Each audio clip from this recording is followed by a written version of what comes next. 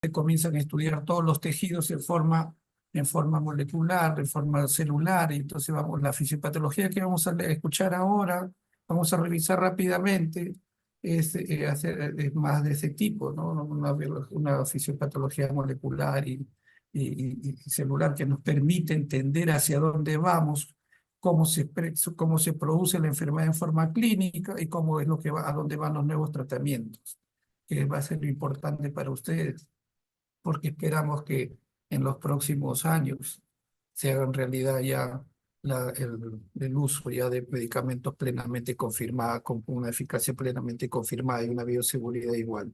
Entonces, el cartílago, si nosotros vemos, esta es una tinción del cartílago, una tinción histológica de red de alicerina, y la red de alicerina tiñe de rojo el contenido de proteoglicanos.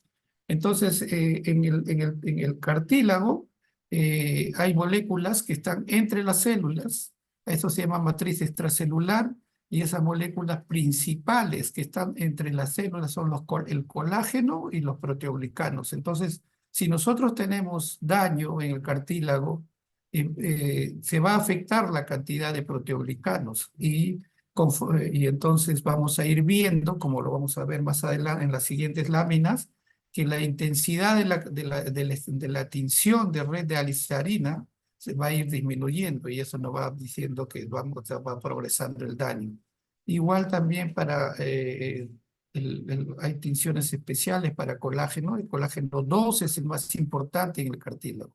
Y bueno, vemos la disposición de cómo es acá en forma gráfica en las diferentes capas del cartílago, la superficie. Este es el normal, cartílago normal. Es longitudinal en la parte superficial, en la parte intermedia son columnas, pero un poco separadas, pero ya en la parte interna ya es sí, columnas que van en clúster, van en grupo los condrocitos, ¿no? Y luego ya se ve una separación y luego el cartílago calcificado y por último ya empieza el plato del hueso subcondral en esta parte, ¿no? Y empieza el hueso que tiene dos zonas, hasta tres zonas, pero acá está representado el platillo del hueso subcondral y luego el hueso trabecular, las trabéculas que ya vemos.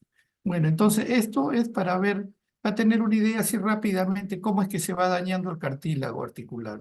Entonces este es un cartílago sano, veíamos la capa superficial, ¿no? Luego tenemos la capa media donde vemos los condrocitos, las fibras, ¿no? De colágeno, de proteoglicano y otras moléculas. Más adelante, el hialuronato, que también es otro tipo de moléculas de proteína,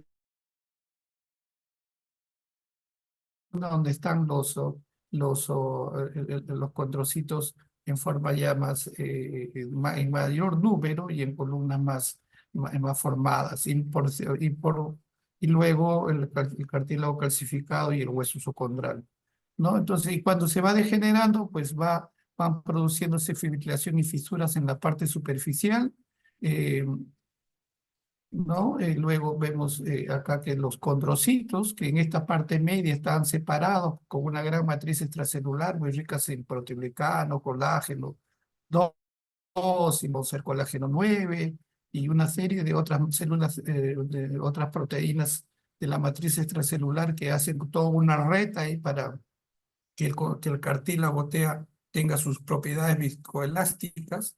Entonces, todo esto se va desorganizando y los condrocitos se van formando en grupos, o sea, le llaman condrocito, clúster de condrocitos. Y luego van cambiando su forma y van comenzando a secretar una serie de moléculas inflamatorias y de enzimas que van a ir a degradar la matriz extracelular del mismo cartílago. A eso se llama un fenotipo secretorio asociado a senescencia. Bueno, seguimos entonces viendo ahora, si nosotros nos enfocamos en la matriz extracelular, esta matriz extracelular va a tener incluso tres áreas. La que está alrededor del condrocito, la más cercana, donde vemos las proteínas estas de los proteoglicanos, la de corina, biglicán es uno de ellos, el colágeno tipo 6, vamos a ver colágeno 2, acá también fibronectina, integrinas, colágeno 4, pero conforme nos vamos alejando un poco la matriz territorial, tenemos otros colágenos como hay el 9, ¿no? Y pues se va alejando mucho más y a otros colágenos tipo 11, pero siempre, y el colágeno 2 siempre se mantiene porque es uno de los más abundantes junto con las moléculas de aminoglicanos donde se ve el hialuronato. Esto comienza a desorganizarse cuando hay el problema de la artrosis, vienen los factores que van a favorecer la desorganización del cartílago.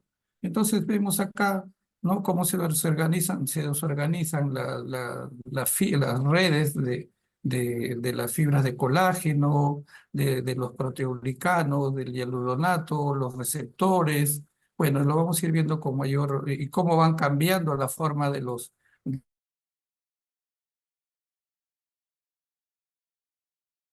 hacer una zona un poco más redondo, ¿no? Entonces, lo vamos a ir viendo. Ahora, esto es toda una progresión de un daño. Por ejemplo, este es un estudio en animales con la tinción que les estaba comentando hace un momento, la tinción de alicerina, ¿no? De rojo de alicerina. Entonces, vamos a ir viendo que conforme, este es un grado 1, donde solamente está afectada la parte superficial nada más. Hay unas ligeras fibrilaciones, o sea, irregularidades mínimas en la parte superficial.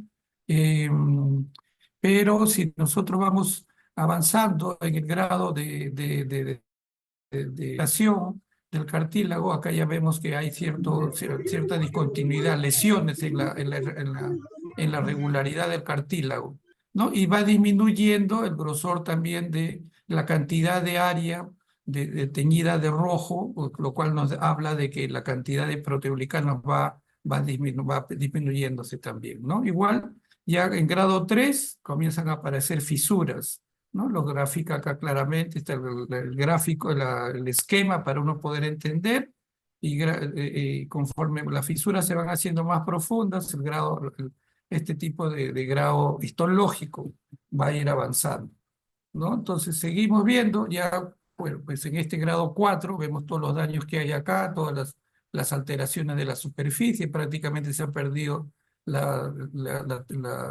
dos terceras partes de la parte de la capa superficial y media del cartílago, y la tinción del rojo de glicerina es mucho menor.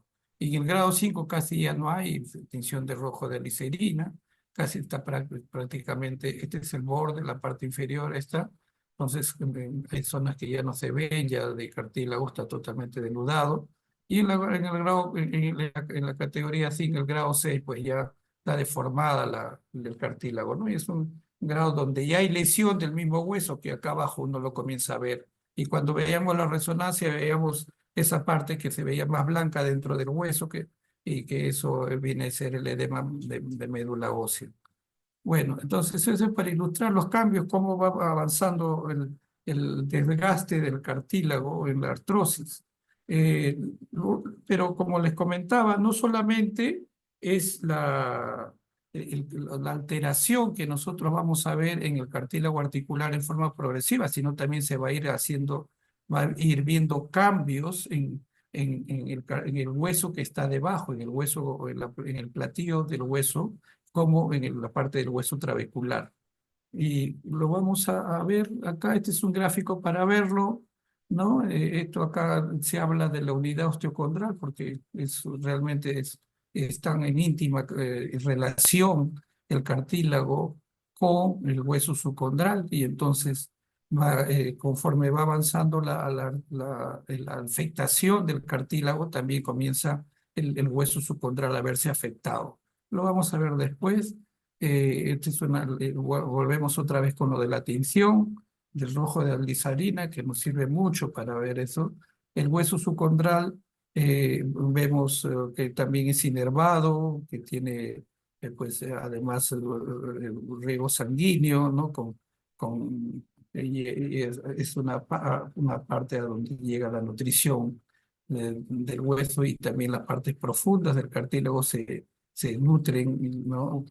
Del hueso subcondral, pero si tenemos alteraciones, pues va a haber pasaje de moléculas inflamatorias también del hueso subcondral hacia el cartílago y va a contribuir aún mucho más al daño de toda esta unidad osteocondral. Ahora, este es un modelo, un estudio así rápidamente para tener una idea que si se daña el hueso, también se va a dañar el cartílago.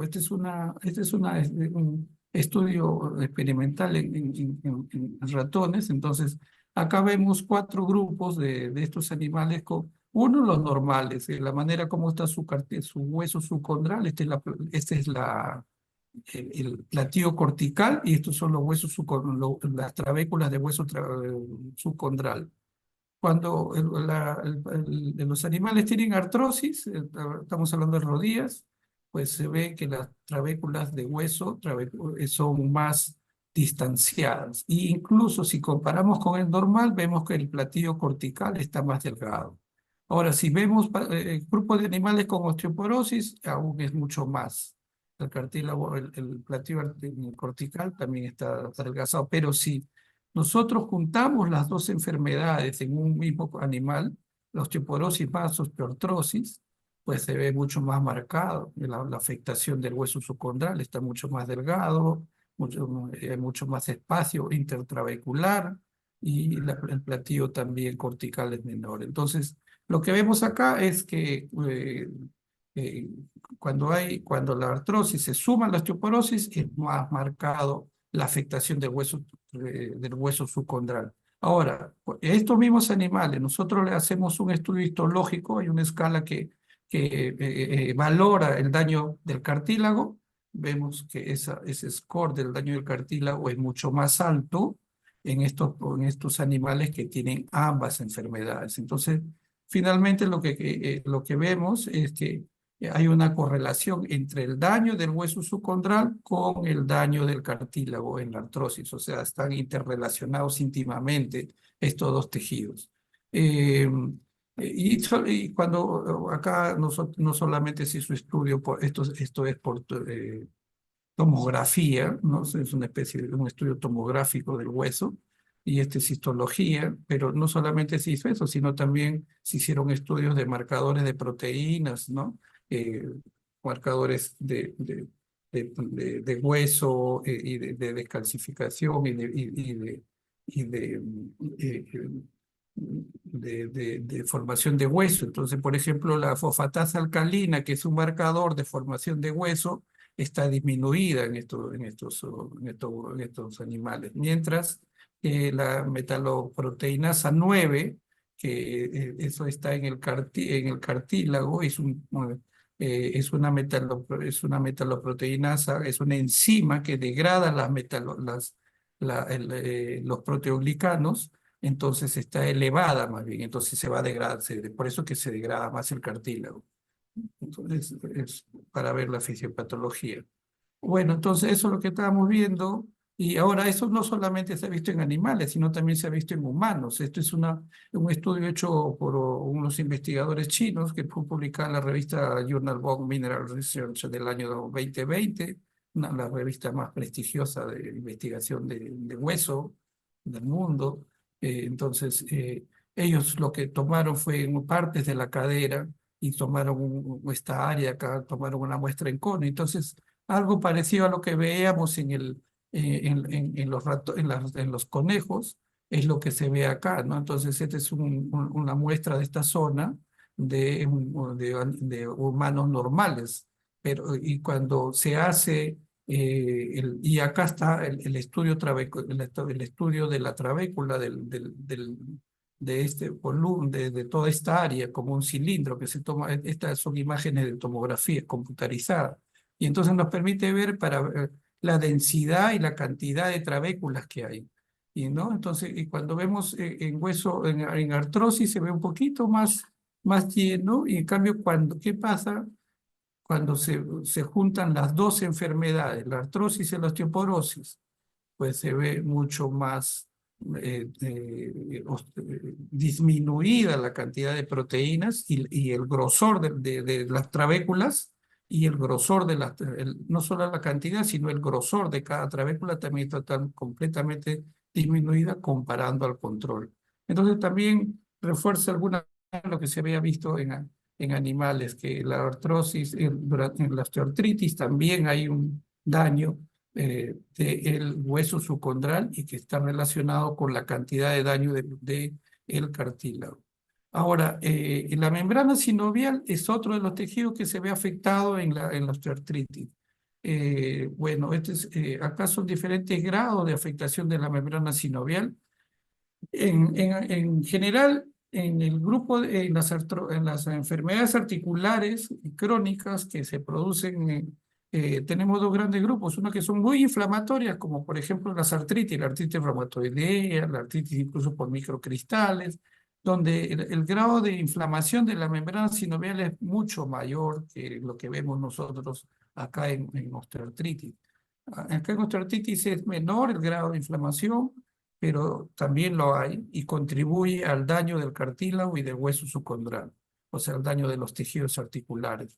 Y también hay una correlación entre estos daños, entre los tres tejidos, ¿no? Entonces, acá en estos tres vemos el grupo de animales sanos, conejos sanos, el grupo de los que tenían artrosis más osteoporosis y el grupo que tenía artrosis más osteoporosis, pero que se les dio un medicamento, paratormona, hay una paratormona análoga que se usa para tratar osteoporosis, se forma con inyecciones intermitentes.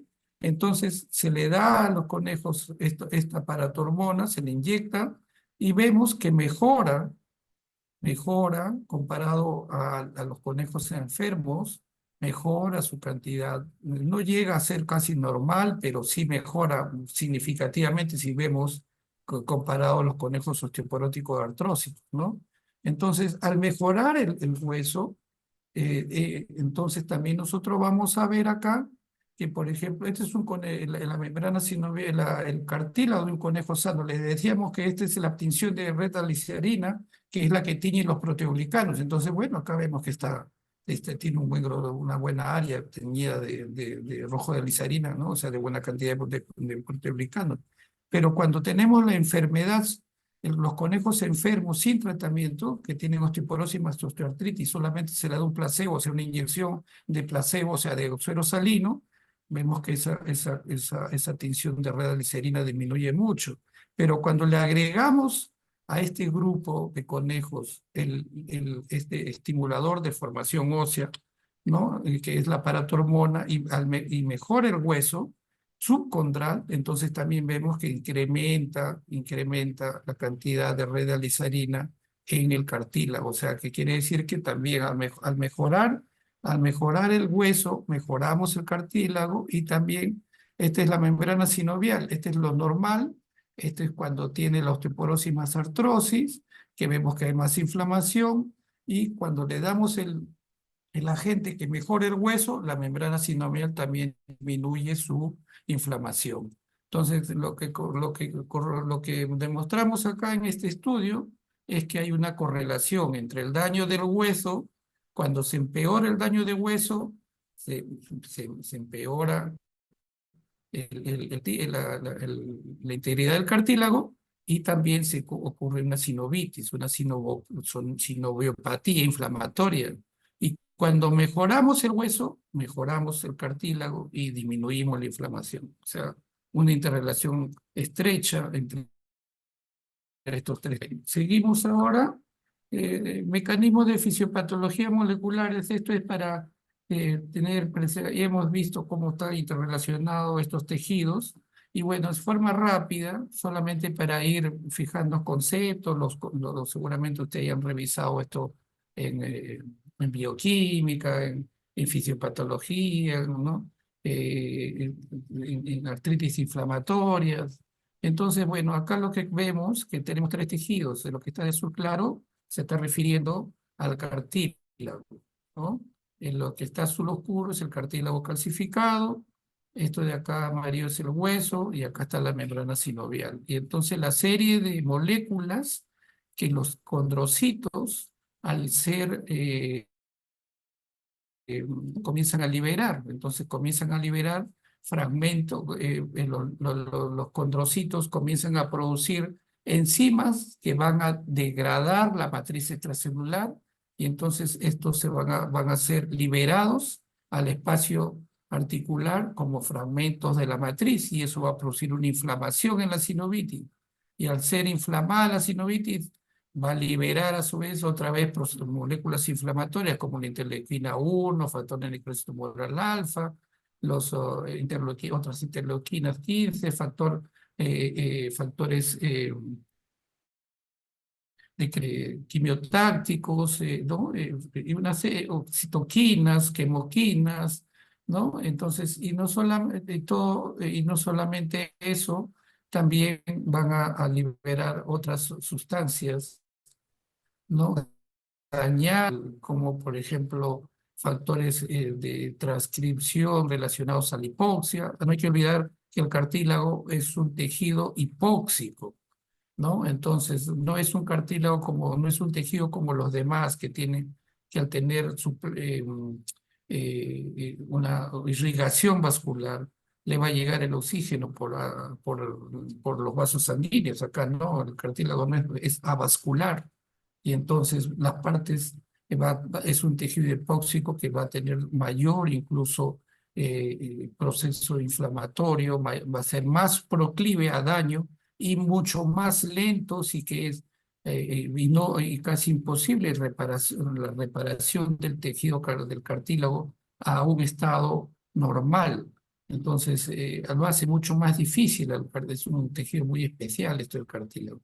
Bueno, entonces también los condrocitos liberan no solamente moléculas que van a dañar, que van a inflamar a las estructuras articulares, sino que también van a liberar factores de crecimiento como el factor transformante beta o proteínas morfogenéticas que a su vez van a producir, van a ir a producir sobre el hueso subcondral crecimiento en las márgenes del hueso subcondral que están alrededor de las articulaciones y van a formar los osteofitos, con la especie de ganchitos que aparecen en las márgenes del hueso subcondral.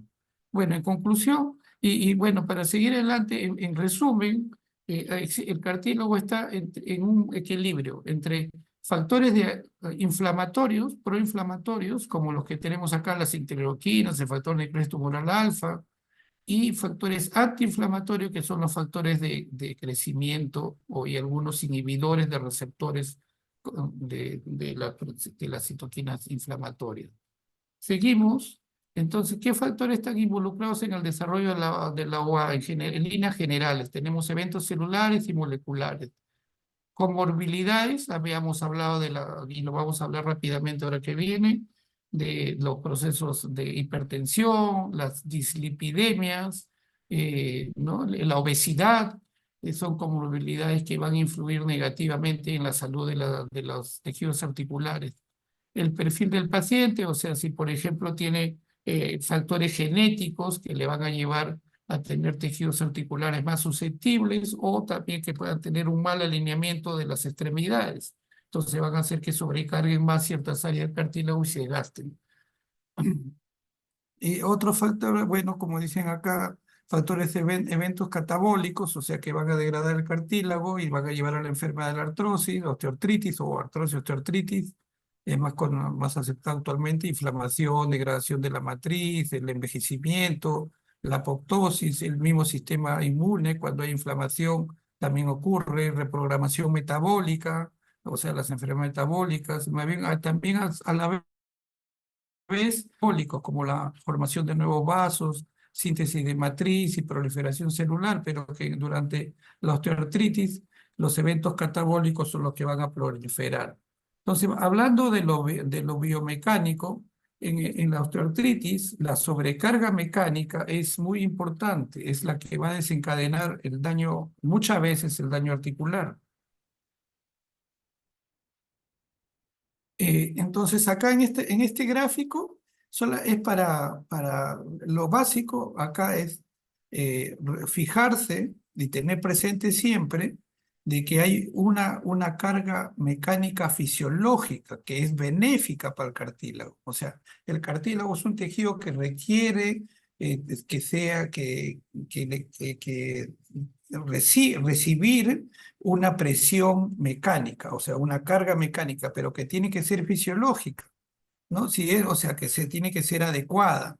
No debe ser ni una sobrecarga, porque una hiperfisiológica sobrecarga va a ser imperiosa, va a llevar a muerte celular, va a producir una serie de cambios que van a llevar a osteoartritis, aumentan la producción de citoquinas proinflamatorias, de mediadores que ya le estaba diciendo, de las enzimas catabólicas que degradan la matriz extracelular, como las metaloproteinasas, y esto va a ocasionar una sobrecarga fisiológica, y por eso se le llaman hiperfisiológica, una sobrecarga del cartílago va a ocasionar toda esta serie de daños dentro del cartílago, ¿no? Y finalmente sobre el condrocito. En cambio, una carga fisiológica, o sea, moderada, es más bien lo contrario, va a aumentar la síntesis de la matriz y va a disminuir todos los mecanismos proinflamatorios, ¿no? Aumenta la síntesis de la matriz porque aumenta los mecanismos anticatabólicos. Y también el otro extremo, el otro lado ya es que el cartílago no soporte nada, no reciba nada de carga mecánica, ¿no? Entonces también es dañino, ¿no? Entonces, ¿qué es lo que ocasiona? Otra vez disminuye la síntesis de la matriz ósea, o sea, del colágeno, de los proteoglicanos, que son las proteínas más abundantes de la matriz ósea, y más bien aumenta los procesos inflamatorios, todas esas moléculas que les comentaba, la TNF-alfa, las interleuquinas 1, 6, 15, ¿no? Toda esa serie de interleuquinas que inflaman y finalmente degradan la matriz.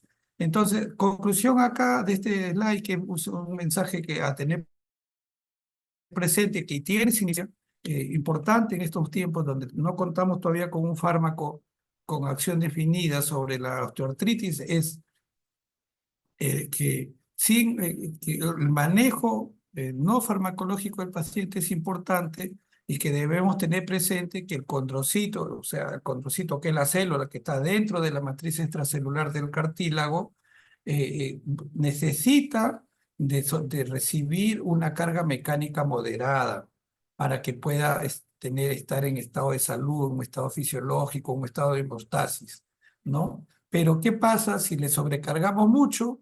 Pues va a llevar a un daño del cartílago, a lo que se llama la osteoartritis. ¿Y qué pasa si no le cargamos? Igual manera. Entonces, nosotros, esto tiene la implicancia práctica en el manejo del paciente, en que nosotros tenemos que estimular al paciente a que haga actividad durante toda su vida, a que haga actividad física, a que camine, a que, dependiendo de la edad del paciente y de otras comorbilidades que pueda tener, a que trote, a que haga deporte, nadar, o sea, movimientos moderados, ¿no? Pero sí regulares, o sea, diarios o interdiarios por lo menos. ¿Qué pasa si y entonces más bien tratar de que, viendo desde el punto de vista de la articulación, no incentivar tanto los deportes extremos, porque lo van a sobrecargar demasiado la articulación? Y tampoco decirle al paciente, por más artrosis que tenga, o una artrosis moderada, donde podemos decir, ¿sabe qué? Siéntese o échese, porque igualito va a este extremo en el cual el condrocito, al no recibir nada de carga, al estar completamente estático, también va a llevar a desgaste del deterioro del cartílago finalmente, y una osteoartritis. Es importante tener estos conceptos. Luego, como les comentaba, esto de la sobrecarga mecánica, el estrés mecánico, pues finalmente lo que les decía, lo que produce es una serie de activación de células, de mecanismos intracelulares, de los factores de transcripción, la MAP quinasa, el NFKB y una serie de otras, que cuando llegan al núcleo del condrocito, producen las metaloproteinasas que degradan al cartílago, los ADAMS, que también degradan, otras enzimas que degradan al cartílago, citoquinas, óxido nítrico y proteoglicano, prostaglandinas también. Bueno, entonces ahora, este condrocito, pues si nosotros vamos y con mucho más detalle, hay más vías de señalización intracelular, que es todo, pero todas están correlacionadas y que todas van a llevar a estas vías de mecanocilización, como vamos a ver en el siguiente slide, van a llevar una serie de cambios, ¿no? Si nosotros las activamos en exceso, ¿no? Y entonces van a producir, tienen funciones en la sobrevivencia de la célula, en la regulación del ciclo de la célula, el crecimiento de la célula. Esto es en forma normal, ¿no? Lo que hay procesos catabólicos y anabólicos, entonces diferentes vías que se trabajan. Luego, pero cuando ya hay sobrecarga, ¿no? O entonces comienza a activarse vías de señalización inflamatorias, ¿no? Como vemos acá, por ejemplo, esta vía de injuria mecánica con la activación del TNF-alfa o de la interleuquina 1 o del factor de crecimiento derivado del endotelio, ¿no? Vascular. Entonces, todo eso pues comienza a producir inflamación a través de diferentes vías de señalización que producen expresión de gen inflamatorio ya una vez que llegan al núcleo, producen, cambian el fenotipo del condrocito, lo vuelven medio hipertróficos, como le estaba diciendo al inicio, ¿no? Entonces producen más mediadores catabólicos que van a degradar al cartílago. Entonces todo esto es importante, bueno, para los que investigamos, trabajamos, estudian, trabajan, investigan en cartílago es importante porque el identificarlo nos permite ver algunos blancos terapéuticos donde podemos actuar con los medicamentos, ¿no? Y entonces, por ejemplo, ahora ya hay uno que se llama el ORCBB, que actúa a nivel de estos reguladores del ciclo del crecimiento celular y del ciclo de regulación de la célula. Y entonces, pues ya con estudios iniciales prometedores para manejo de esta artritis.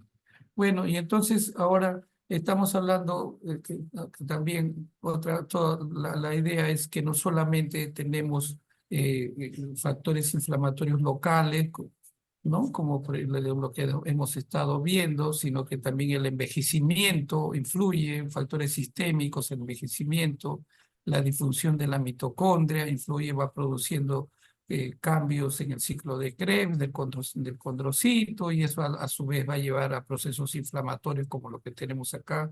También se ha visto involucrado la inmunidad innata a través de los factores, los receptores de like ligand, toll-like receptors, ¿no? Y también que también que vamos a verlo rápidamente más adelante. El complemento también se ha visto que fracciones del complemento inducen inflamación dentro de la membrana sinovial en osteoartritis. También se ha visto, por ejemplo, que alteraciones en la microbiota del intestino también pueden producir algunas moléculas que llegan con el lipopolisacárido que viajan a la articulación a través de entrar por la mucosa gástrica, al romper la barrera y entrar a la sangre, pueden llegar a los condrocitos y producir procesos inflamatorios. Bueno, en sistémicos además, bueno, les decía de la respuesta autoinmune innata mediada por los factores, los receptores ligando, ¿no? Que van a llevar a producir mecanismos extracelulares de estrés, se van a activar una serie de moléculas inflamatorias como las prostaglandinas y otras. Bueno, entonces, y siempre el estrés mecánico, o sea, la sobrecarga que uno le ponga es el mayor factor que va a iniciar, hasta ahora demostrado, el inicio y la progresión de la osteoartritis, sobreexpresando estos receptores de like ligand, ¿no? Bueno, pues todas estas cosas. Y bueno, si nosotros vemos no solamente el estrés mecánico, la inflamación es la que también ya hemos visto, que también va a llevar a daño, pero también la obesidad.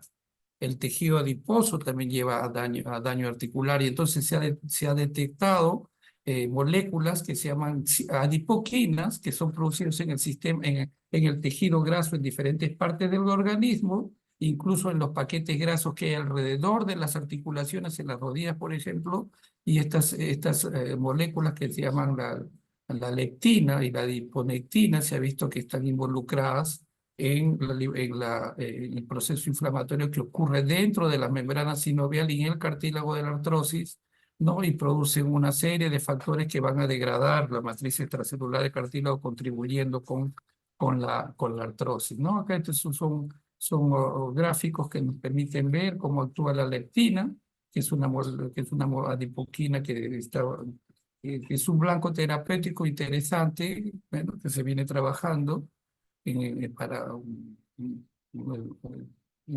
potencial manejo de la osteoartritis.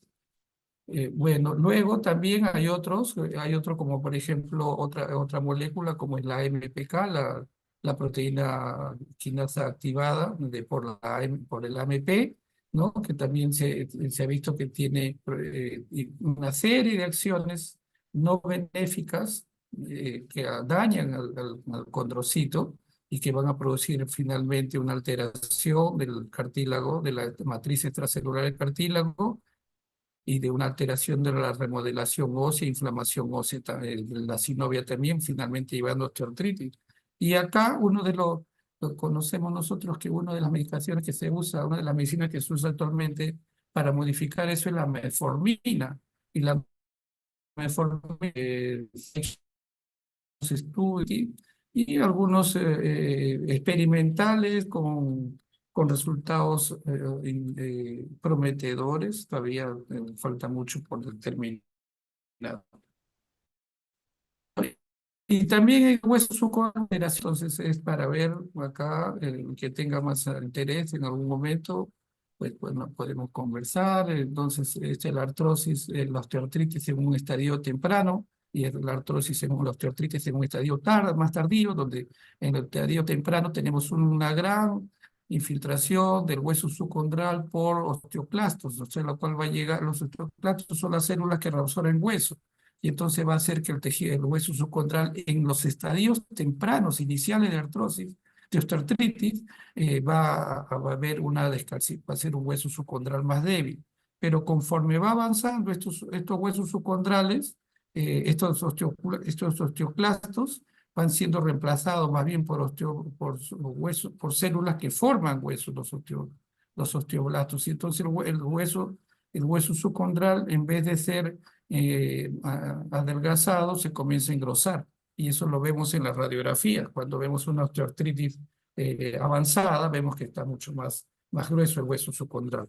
Bueno, otro factor que influye es la menopausia también. Es evidente porque cuando se estudian grandes poblaciones, se ven que la prevalencia o la incidencia de la osteoartritis de rodilla, tanto en hombres como en mujeres, de manos, de cadera, cualquiera de los tipos de osteoartritis, estos tres tipos de osteoartritis, se incrementan grandemente alrededor de la menopausia, ¿no? Entonces, por eso es lo que se planteó desde un inicio que la alteración de los estrógenos, la disminución de estrógenos en la menopausia también pueda estar involucrada. Y también vemos que bueno, la osteoartritis sintomática es mucho más frecuente en mujeres que en varones. Entonces también eso da una idea, un indicio que puede ser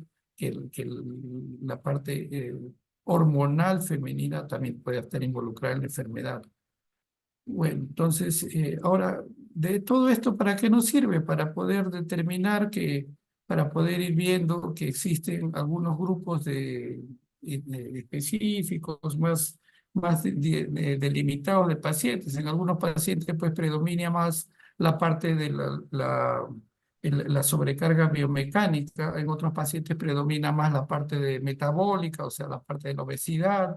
En otros pacientes predomina más el envejecimiento, y entonces eso permite pues hacer dividir en grupos de pacientes a todos los pacientes de osteoartritis para poder ir con la idea de buscar un mejor tratamiento. Entonces acá se ve ¿no? los diferentes tipos de endotipos que hay. Bueno, y eso también nos va a llevar a lo que es los fenotipos, que vienen a ser el grupo de manifestaciones clínicas que podemos ver. y que pueden distinguir a cierto grupo de personas, lo que les comentaba, a un grupo de pacientes donde el inflamatorio es más predominante, otro grupo de pacientes donde el síndrome metabólico es más predominante, otros donde la sobrecarga mecánica es mayor, otros que tienen alteraciones del cartílago, incluso del hueso, donde es mayor, por ejemplo, la posmenopáusica, digamos, hay grupos que tienen eso. Bueno, y todo esto es al inicio y luego más adelante, conforme va avanzando la enfermedad, sí ya se van mezclando todos estos factores, todos estos factores relacionados a artrosis se pueden mezclar y ya se hace un síndrome común que es más difícil de tratar. Y entonces, de la fisiopatología también nos sirve para hacer el tratamiento, terapia modificadora de enfermedad. Hay diferentes, si nosotros nos vamos a tratar enfocamos en mejorar el hueso subcondral, hay algunos medicamentos que se podrían utilizar. Todo esto todavía está en estudio. Voy a mostrar solamente dos o tres de los que más se han avanzado, cuando ya en los siguientes slides para terminar. También podemos bloquear los mecanismos inflamatorios con una serie de medicamentos que ahora usamos, ¿no? Incluyendo el metrotexate, incluyendo extractos de cúrcuma, que también se ha visto que tienen ciertas propiedades antiinflamatorias, pero bueno, muchas veces no son suficientes para ser manejados como monoterapia, o sea, como una terapia sola. Luego, otros medicamentos podríamos bloquear el metabolismo del cartílago, algunas vías de señalización intracelular que pueden ocasionar daño, que pueden producir inflamación y degradación de la matriz extracelular, ¿no? Está el WIN, la vía de señalización del WIN, que tiene que está en proceso de investigación actualmente. Factores de crecimiento, este es el otro que ha avanzado también un poco en la investigación, en el proceso de investigación, en el desarrollo de la molécula, lo que les decía, para activar el AMP, el mecanismo de la AMP, entonces la metformina, que se podría usar en algún otro paciente, otra persona, y también para disminuir el dolor nada más, sin intervenir en la progresión, en el mecanismo de la misma enfermedad, sino sobre todo para disminuir el dolor. Hay algunos factores de crecimiento del nervio que están involucrados, entonces con el uso de inhibidores, que son unas agentes biológicos que bloquean estos inhibidores, también se podría usar. Y bueno, finalmente lo que se usa hasta en la actualidad en muchos lugares, incluyendo en el Perú, los corticoides intraarticulares, que nos sirven para bajar la inflamación y el dolor en caso de artritis. Pero esta es la vía de señalización del WIT, que va a llevar a una serie de alteraciones, lo vamos a ver acá, más práctico, en diferentes alteraciones de tejidos articulares, daño de la articulación. Entonces va a jugar un rol importante, va a depender un momento en qué momento elementos en que durante el proceso de la célula, el metabolismo celular puede ser benéfico, pero luego pasa a otro momento donde es dañino. Y entonces en eso es a eso se refiere el afinamiento de esta señal, que es importante para poder determinar en qué momento podemos hacer el tratamiento, inhibirlo, que ya este es el medicamento que le digo que está entrando en fase 3, el que bloquea esta vía de señalización. Este es un estudio que se presentó, un estudio de fase 2. A ver, en general, luego de que seguramente, o quizás no lo han llevado todavía, el desarrollo de una molécula, o sea, de un medicamento, de una molécula o de un agente biológico o de un agente terapéutico en general, pues primero va por estudios de biología básica, no sé, a nivel celular, ¿no? Con cultivos celulares, con una serie de modelos celulares en laboratorio de investigación. Una vez que se ve que se comprueba a ese nivel que hay un beneficio, entonces se pasa a modelos animales, se llaman estudios in vivo.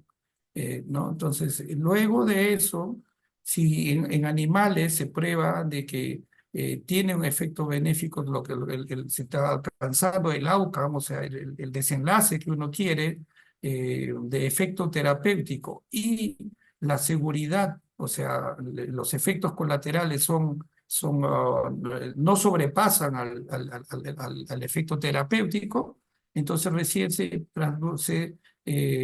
pasa al estudio en humanos. Y el estudio en humanos tiene cuatro fases por lo general. Es la fase uno, cuando lo primero se escogen ciertos voluntarios que se estudia, un número muy limitado, 10, 12, 15 por lo general, y entonces se les interna, se les hace una serie de estudios básicamente dirigidos a ver que el agente terapéutico no produzca daño en el organismo. O sea, en esta fase uno está más dirigido a estudiar la bioseguridad del agente terapéutico.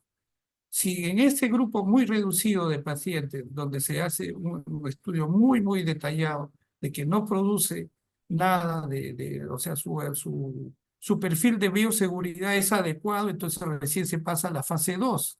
Y en la fase 2 sí ya se tiene, no solamente se ve la parte de la bioseguridad, de que no produzca daño significativo en el agente terapéutico, sino también ya se comienza a buscar si hay efecto, un efecto benéfico del medicamento, ¿no? Ya no solamente un daño, que que el efecto, los efectos colaterales sean fuertes, ¿no?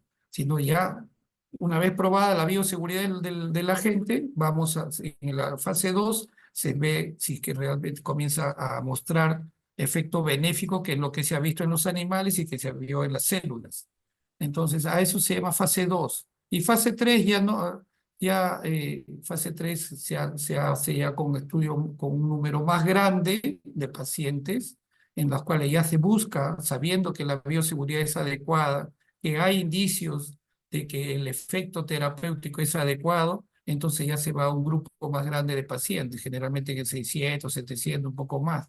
Y fase 4 por lo general ya son, cuando ya, mucho más incluso lo de fase 3, y el grupo, estudio fase 4 cuando ya pasó los de fase 3 demostró que tiene un buen efecto terapéutico, se alcanzan los primary outcomes, que en este caso, por ejemplo, era medición del dolor, medición de la función, ¿no? Entonces ahí va a fase 4. Bueno, bueno, es una introducción para tener una idea así rapidita y poder interpretar esto lo fundamental. Entonces, en este inhibidor básico de esta citoquina, de estas quinasas intranucleares y del modulador del Wnt, en artrosis de rodilla, lo recibí, ¿qué es lo que demostró?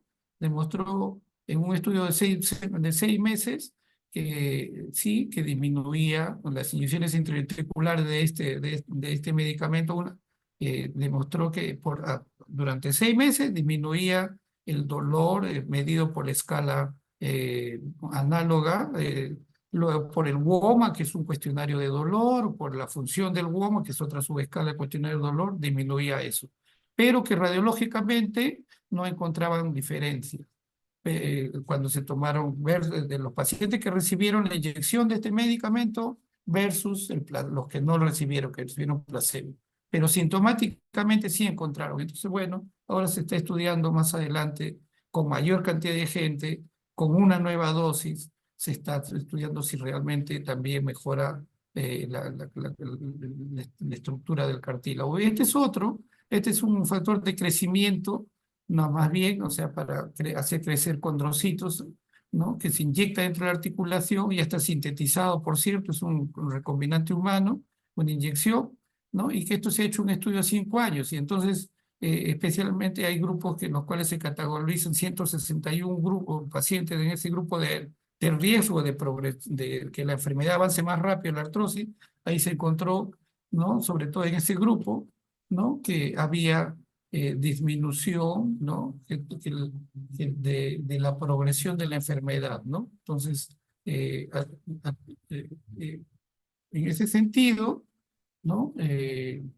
lo que se vio era que mejoraba en la radiografía, no progresaba la enfermedad, comparado a los que recibían versus el grupo de placebo, no progresaba la enfermedad. Y también lo otro que llamó la atención y que fue algo bueno, fue que aquellos que estaban en que recibían la dosis más alta de este médico, de este agente biológico, ninguno fue a prótesis, a recibir prótesis. Entonces también otro indicador de que, bueno, podría tener un efecto benéfico sobre bloqueando la progresión de la enfermedad en estudio. Y ahora esto es para ver que también aquellos medicamentos que vimos que el hueso subcondral estaba afectado también en un grupo de pacientes. Entonces, si nosotros mejoramos la calidad del hueso subcondral, en algunos pacientes podría ser adecuado, podría ser protector, como dice acá, contra la artrosis de rodilla en pacientes de estadios tempranos, o sea que recién en los primeros años nada más, ¿no? En los cuales especialmente en aquellos que no eran gordos, que no eran del sobrepeso. Entonces, conclusión, la osteoartritis es una enfermedad crónica, progresiva, que afecta a todos los tejidos articulares. La etiopatogenia, la fisiopatología es muy compleja, ¿no? Pero que se está trabajando en ello y que una adecuada caracterización de los mecanismos que producen la artrosis, ¿no? Y la identificación de fenotipos clínicos bien definidos, especialmente en la artrosis temprana, o sea, en los primeros años de la enfermedad, en los primeros 5 años de la enfermedad, es un asunto crucial. ¿Y cómo llegamos a esto? Si es que conocemos la fisiopatología. Cuanto más conozcamos la fisiopatología de la artrosis, mejor oportunidad vamos a tener de poder desarrollar un buen manejo, ¿no? Y de llegar a identificar blancos terapéuticos y un desarrollo de nuevas moléculas que sí tengan un efecto sobre la progresión de la enfermedad, no solamente sintomático, no solamente bajando el dolor o la inflamación, como es ahora los antiinflamatorios en línea general, sino también bloqueando ya la progresión de la enfermedad.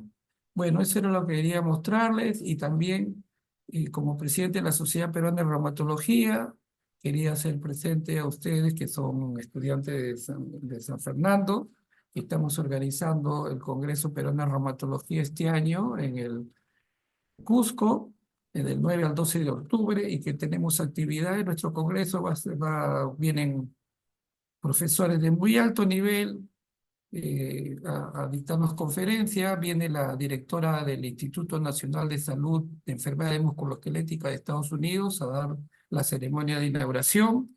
Viene el próximo presidente de la Liga Europea contra el Reumatismo, o sea, de la Sociedad Europea, y otros grandes destacados médicos reumatólogos, investigadores de nivel mundial, eh, expertos en osteoporosis, en osteoartritis, en artritis reumatoide, y que tenemos actividades para los estudiantes de medicina, y también programados dentro de nuestro congreso en esos 4 días. Si es que alguien o se organizan, tienen ustedes interés de participar, para trabajo de investigación y todo eso, bueno, bienvenidos. Estaríamos muy gustosos de que puedan estar con nosotros en nuestro congreso. Les agradezco. Muchas gracias. Y si alguien tiene alguna pregunta, encantado. Muchas gracias, doctor.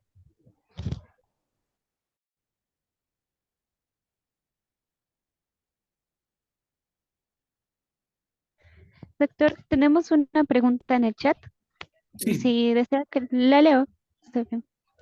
Dice, ¿puede coexistir osteoartritis con artritis reumatoide en algunos pacientes? Ok.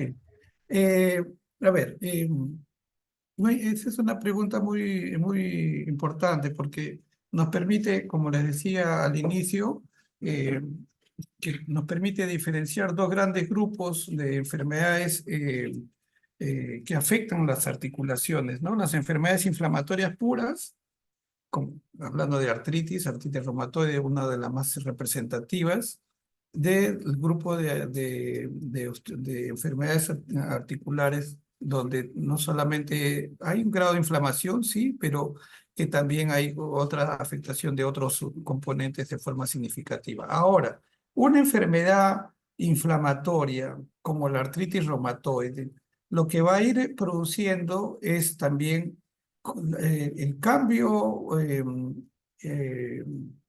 el tejido más afectado inicialmente, cuando empieza la enfermedad, es la membrana sinovial. Y la membrana sinovial tiene células que van a, van a producir las moléculas inflamatorias que van a, al ser vertidas hacia el espacio articular, esas células inflamatorias que veíamos ahí en los gráficos, como las interleuquinas, también las metaloproteinasas. Las metaloproteinasas, eso que dice MMP, que hay una serie de metaloproteinasas, o que eso las metaloproteinasas afectan a las moléculas que conforman la matriz extracelular del cartílago, y no solo el cartílago, del hueso más también. Entonces, eh, lo que va a llevar, entonces, si nosotros hacemos que la artritis reumatoide progrese sin intervenir, con el paso de los años, o sea, un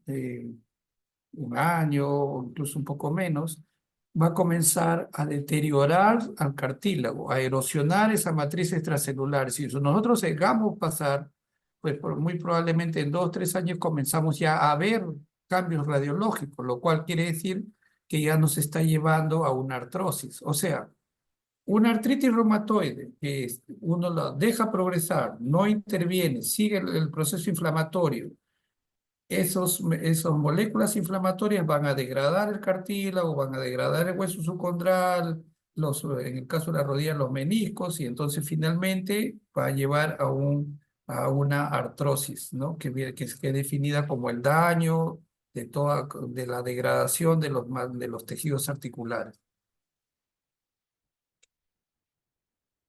Sí, creo que lo entendieron, ¿no? O sea, si uno no trata una artritis reumatoide, puede llevar a una artrosis secundaria, ¿no? A un desgaste de los tejidos articulares, finalmente, que se llama secundaria porque es producida por otra enfermedad, en este caso la artritis reumatoide, no tratada.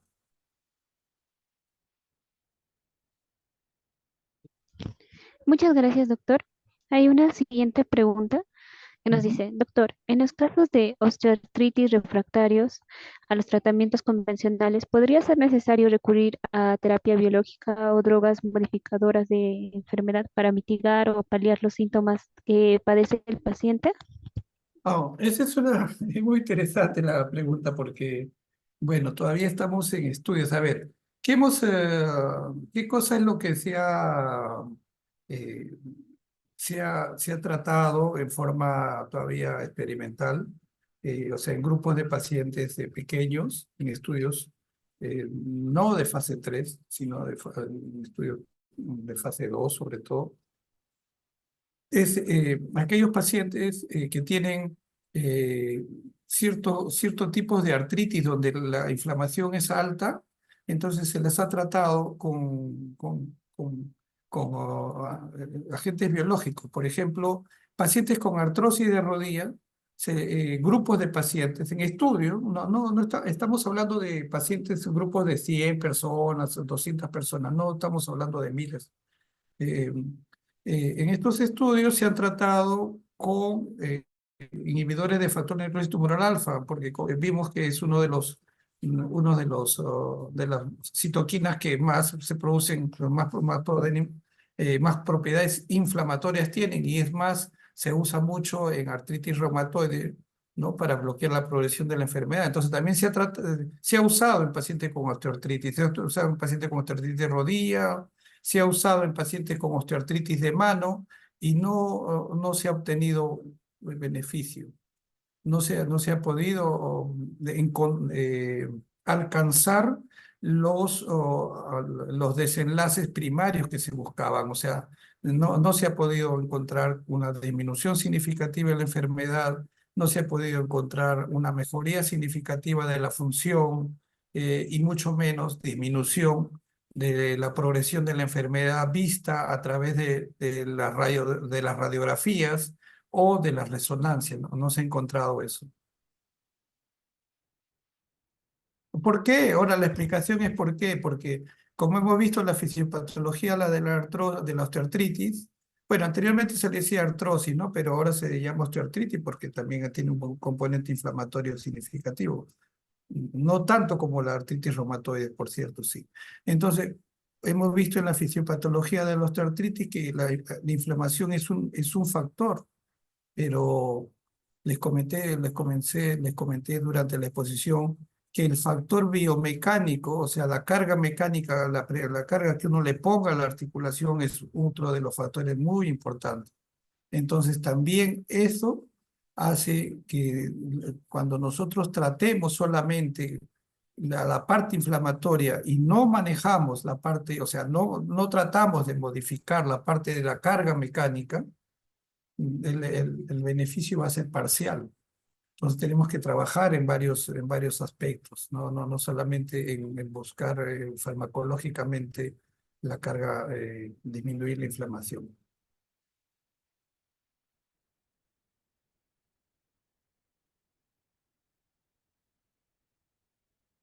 Puede Muchas coexistir, gracias, dice, doctor. sí, puede coexistir, dice, osteoartritis con artritis reumatoide. Al inicio, a ver, hay pacientes, no es frecuente, pero puede ocurrir.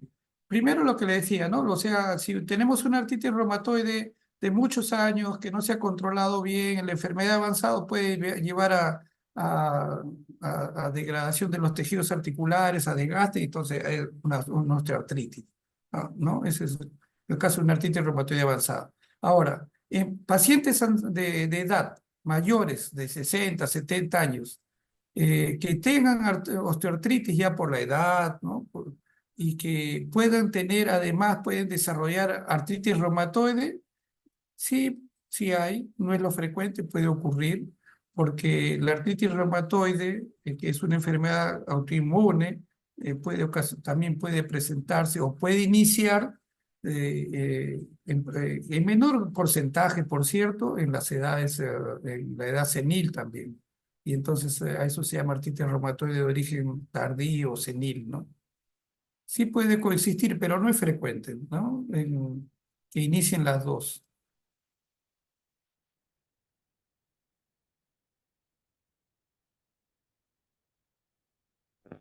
Muchísimas gracias, doctor, por responder las preguntas que llegaron el día de hoy.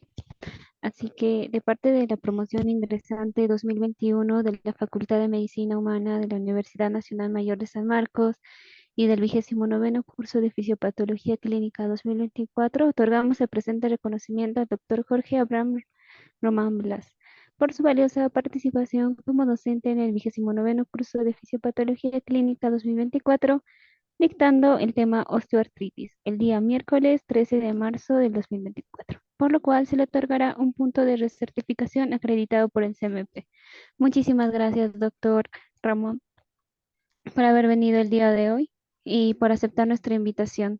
Y en verdad, agradecemos bastante toda la información que nos ha podido compartir y esperemos que le haya agradado también la ponencia del día. Muchas gracias a usted, muy agradecido y bueno.